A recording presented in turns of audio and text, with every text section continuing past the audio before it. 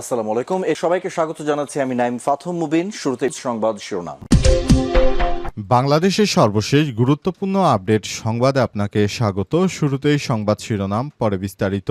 প্রথমেই জানাবো আমাদের হাতে থাকা সর্বশেষ গুরুত্বপূর্ণ সবথেকে তাজা আপডেট সংবাদ। আগামী নির্বাচনে অন্তর্বর্তীকালীন সরকারের অধীনেই নির্বাচন হবে বললেন শিশির মনির। নির্বাচন চলাকালীন তত্ত্বাবধায়ক সরকার ব্যবস্থা ফেরাতে আপিলের চতুর্থ দিনের শুনানি শেষ করেছে বাংলাদেশ জামাত ইসলাম। শুনানি শেষে দলটির আইনজীবী শিশির মনির বলেছেন, তত্ত্বাবধায়ক সরকার ফিরে আসলেও এই পরিস্থিতিতে বাস্তবায়ন করা সম্ভব নয়, তাই আগামী নির্বাচন অন্তর্বর্তীকালীন সরকারের অধীনেই হবে।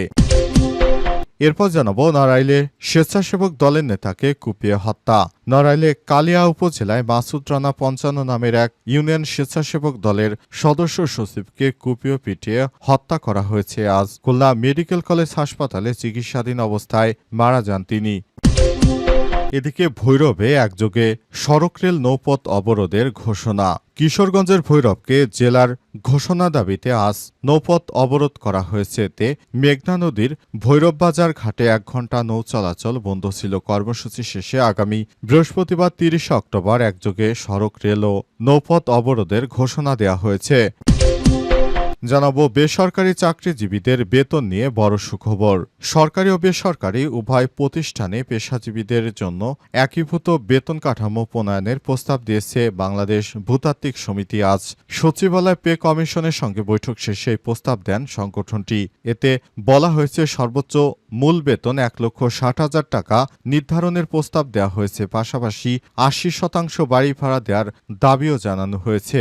এতে সর্বমোট ২,৮৫,০০০ টাকা হবে। এবং সর্বশেষ জানাবো প্রধান উপদেষ্টার কাছে জুলাই সনদ বাস্তবায়নের সুপারিশ জমা। জুলাই জাতীয় সনদ ২০২৫ বাস্তবায়নের সুপারিশমালা প্রধান উপদেষ্টার কাছে হস্তান্তর করা হয়েছে। আজ দুপুরে প্রধান উপদেষ্টার বাসভবন যমুনায় জাতীয় ঐক্যমত্য কমিশনের সদস্য প্রধান উপদেষ্টার কাছে সুপারিশমালা হস্তান্তর করেন। ঐক্যমত্য কমিশনের জনসংযোগ কর্মকর্তা পবন চৌধুরী বিষয়টি নিশ্চিত করেছেন। প্রিয় দর্শক, এতক্ষণ শুনছিলেন সংবাদ শিরোনাম, এবারে বিস্তারিত। তবে তার আগে বন্ধুরা অনুরোধ থাকবে, এই সংবাদটিতে একটি লাইক দিন। এই চ্যানেলে আপনি নতুন হয়ে থাকলে আমাদের সংবাদটি দেখতে দেখতে চ্যানেলটি সাবস্ক্রাইব করে রাখুন। কমেন্ট করে বন্ধুরা আপনার মূল্যবান মতামত জানিয়ে দিন আপনি বিশ্বের কোন দেশ থেকে বা বাংলাদেশের কোন স্থান থেকে আমাদের সংবাদটি দেখছেন এবং শুনছেন। আর বন্ধুরা, সংবাদটি আপনার সোশ্যাল মিডিয়া ফেসবুকে শেয়ার করে বন্ধুদেরও দেখার সুযোগ করে দিন। আর গাজা যুদ্ধে আপনি যদি নিরীহ ফিলিস্তিনিদের ভালোবেসে থাকেন, কমেন্টে ইয়েস লিখে বিশ্ববাসীকে জানিয়ে দিন। এবারে বিস্তারিত।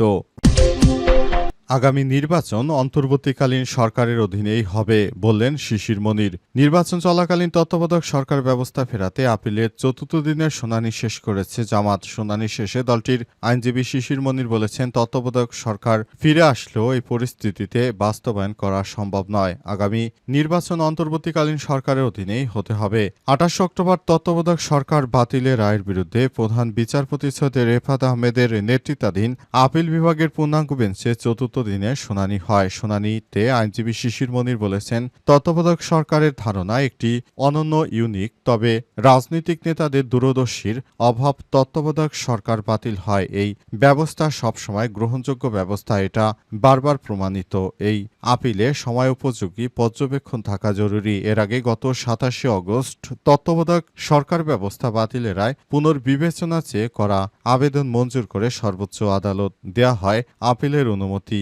এরপর সুশাসনের জন্য নাগরিক সুজন সম্পাদক ড বদিউল আলম মজুমদার সহ ৫ জন, বিএনপির মহাসচিব মির্জা ফখরুল ইসলাম আলমগীর, জামাতের সেক্রেটারি জেনারেল গোলাম পরোয়ার আপিল করেন। এর আগে ২০১১ সালে সংখ্যাগরিষ্ঠ মতামতের ভিত্তিতে তত্ত্বাবধায়ক সরকার বাতিল করে রায় দেয় সাবেক প্রধান বিচারপতি এম খায়রুল হকের আপিল বিভাগ। সেদিন তত্ত্বাবধায়ক সরকার ব্যবস্থা বাতিল হয়ে যায়। এরপরই শেখ হাসিনা দীর্ঘ ১৭ বছরের শাসনামল পাকাপোক্ত করে নিজেই ক্ষমতায় থেকে তারপর নিজেই তিনি তত্ত্বাবধায়ক সরকার ব্যবস্থা বাতিল করে যে নির্বাচন করেছিলেন, সেই নির্বাচনের মাধ্যমে দেশের মানুষের বড় ধরনের ক্ষতি হয়েছে।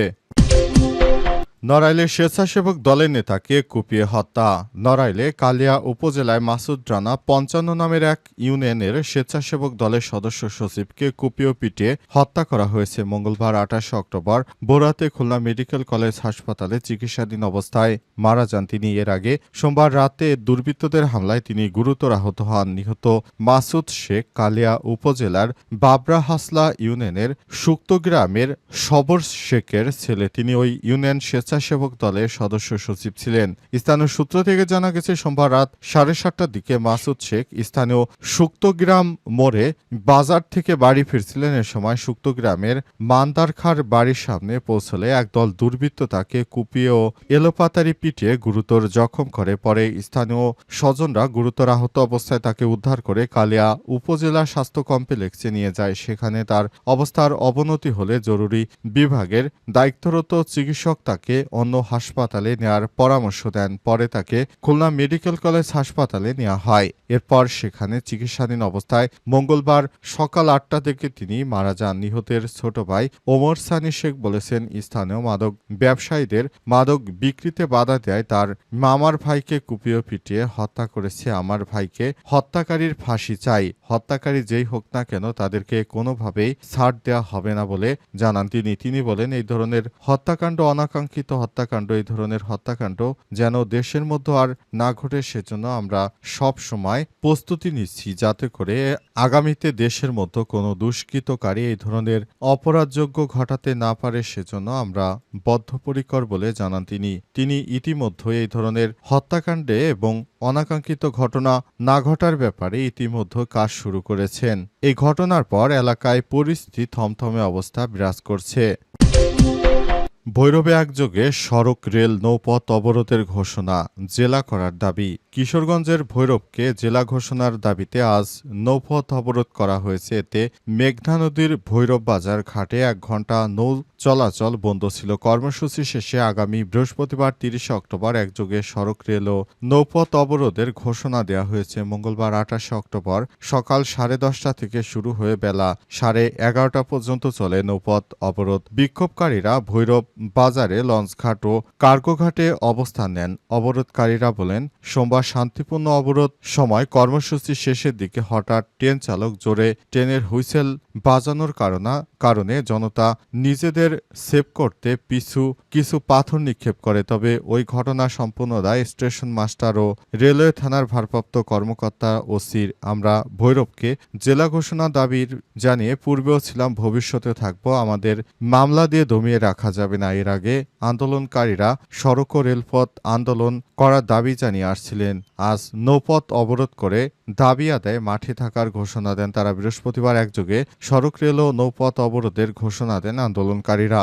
ভৈরব পৌর স্বেচ্ছাসেবক দলের যুগ্ম আহ্বায়ক খায়রুল ইসলাম পাভেল বলেছেন, ভৈরবকে জেলা ঘোষণা এখনকার সর্বস্তরের মানুষের দাবি। পূর্বে আন্দোলনের মাধ্যমে ৬৫তম জেলার প্রজ্ঞাপন জারি হলেও পরে সরকার কোনো উদ্যোগ নেয়নি। আমরা জেলার দাবিতে শান্তিপূর্ণভাবে মাঠে নেমেছি। বেসরকারি চাকরিজীবীদের বেতন নিয়ে বড় সুখবর। সরকারি ও বেসরকারি উভয় প্রতিষ্ঠানে পেশাজীবীদের জন্য একীভূত বেতন কাঠামো প্রণয়নের প্রস্তাব দিয়েছে বাংলাদেশ ভূতাত্ত্বিক সমিতি। আজ সচিবালয় পে কমিশনের সঙ্গে বৈঠকে এই প্রস্তাবনা দেন সংগঠনটির নেতারা। সমিতির প্রস্তাব অনুযায়ী বর্তমান আর্থসামাজিক প্রেক্ষাপট ও দ্রব্যমূল্যের ঊর্ধ্বগতি এবং প্রতিবেশী দেশের অর্থনৈতিক সক্ষমতার বিবেচনায় বিদ্যমান ২০ গ্রেডের বেতন কাঠামোতে সর্বনিম্ন মূল বেতন ৪০,০০০ টাকা, সর্বোচ্চ মূল বেতন ১,৬০,০০০ টাকা নির্ধারণের প্রস্তাব করা হয়েছে। পাশাপাশি ৮০% বাড়ি ভাড়া দেওয়ার দাবিও জানানো হয়েছে।